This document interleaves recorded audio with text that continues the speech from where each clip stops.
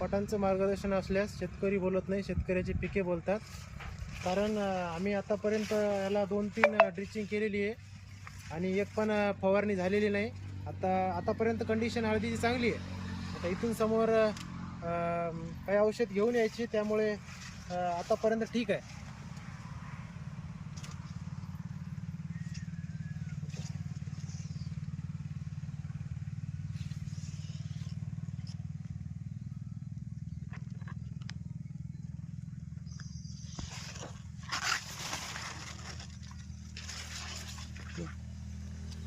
आणि फुटवा वगैरे चांगले हळदीला.